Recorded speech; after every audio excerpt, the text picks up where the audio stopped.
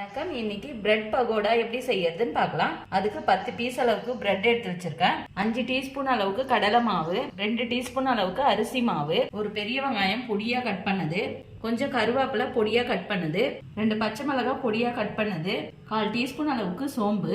இப்போ இந்த பிரெட் எல்லாம் நல்லா பொடியா பிச்சு போட்டுக்கலாம்.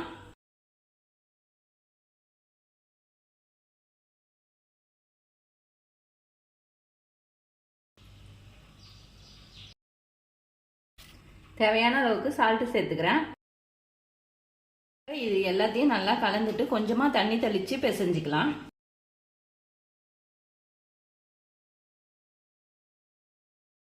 நீங்க 10 பீஸ் அளவுக்கு பிரெட் எடுத்தீங்கன்னா 1/4 டம்ளர் தண்ணி சேர்த்து பிசைஞ்சுக்குங்க. அதிகமா தண்ணி சேர்த்துறாதீங்க. இந்த மாதிரி உதிரி பதமாவே கலந்துக்குங்க. இப்போ சின்ன சின்ன பகோடாவா போட்டுக்கலாம்.